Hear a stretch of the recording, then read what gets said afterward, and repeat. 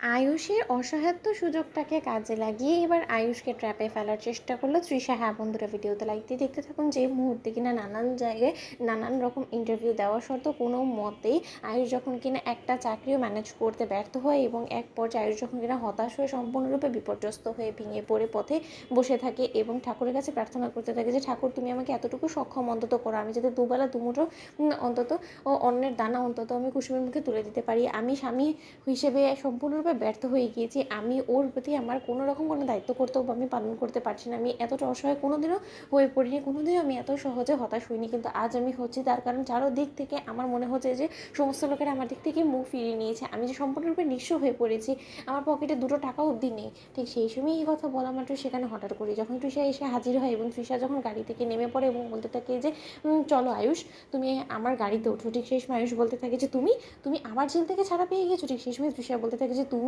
এবং তোমার স্ত্রী কুসুম এবং তোমার বাড়ির লোকেরা আমাদের সঙ্গে যে আচরণ করে আমাদেরকে ঘাড় ধাক্কা দিয়ে বার করে আমাদেরকে পুলিশের হাতে তুলে দিয়েছে, তার পরবর্তীতে তোমরা কি মনে করেছিলে যে তোমরাই একা প্রভাব খাটিয়ে আমাদেরকে জেলে বন্দি করে রাখতে পারো? তোমরা কিন্তু ভুলে গেলে চলবে না যে আমার ভাইদা অর্থাৎ স্যাম, যাকে তুমি বলেছিনো, সেও কিন্তু কম ক্ষমতাশালী ব্যক্তি নেই এবং সে ক্ষমতার প্রভাব খাটিয়ে অবশ্যই সে বেরিয়ে আসতে পারবে এবং তার পাশাপাশি আমাকেও সে নিশ্চয়ই বেশি একটা দিন জেলে পচে মরতে দেবে না। তার জন্যই আমি বেল পেয়ে গিয়েছি। কিন্তু যাক তোমার এই অসহায়ত্ব অবস্থা দেখে আমার খুব খারাপ লাগছে, জানো তো। আমি প্রেস মিডিয়া থেকে শুরু করে সমস্ত জায়গায় নিউজে পড়েছি যে তোমাকে রীতিমতো বেদখল করে দিয়েছে এবং তোমার পরিবার তোমাকে সম্পূর্ণরূপে কুসুমকে বিয়ে করার জন্য পথে বসিয়ে দিয়েছে। ইন্দ্রাণী গাঙ্গুলি চিরকালের জন্য তোমাকে নিজের সম্পত্তি থেকে বঞ্চিত করে ফেলেছে এবং তোমার দিক থেকে মুখ ফিরে নিয়েছে। তাও এবার কি করবে বলো তো? এরকম পথে পথে এই কাজের মেয়েকে বিয়ে করে ভিক্ষে না করে তার থেকে বরঞ্চ আমার মতন রাজরানীকে বিয়ে করে তুমি আমার বাড়িতেই তো রাজ্যত্ব চালাতে পারো, তাই না? কিন্তু সেটা তো তুমি করবে না। এরকম একটা সুবর্ণ সুযোগ তোমাকে দিয়েছিলাম, তুমি হাতছাড়া করে ফেলে। এবার নিশ্চয়ই তুমি হাড়ে হাড়ে টের পাচ্ছ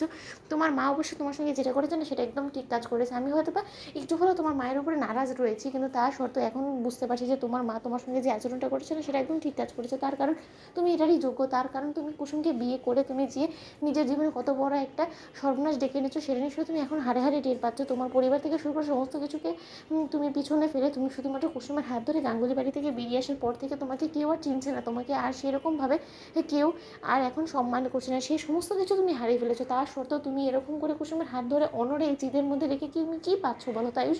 তার থেকে বরঞ্চ আমি তোমাকে বলছি, আমি তোমাকে মোটা টাকা অফার করছি, প্রয়োজনে তোমাকে ব্ল্যাঙ্ক চেক দেবো, তুমি নতুন করে নিজে পরিচয়ও গড়ে নিতে পারবে। তুমি আমার ভাইদার গড়ে তোলা সেই কোম্পানিকে তুমি রীতিমতো সাফল্যের অন্য ও এক চূড়ায় নিয়ে যাবে। কিন্তু যে কোনো মূল্যেই হোক না কেন তোমাকে কুসুমকে ছেড়ে আমার হাত ধরতে হবে। একবার শুধু তুমি আমার হাত ধরো, তার পরবর্তীতে তোমার গোটা জীবনটাই পাল্টে যাবে। তুমি দেখে নিও আয়ুষ। তো বন্ধুরা, লাইক কমেন্ট শেয়ার করে সাবস্ক্রাইব করতে ভুলো না।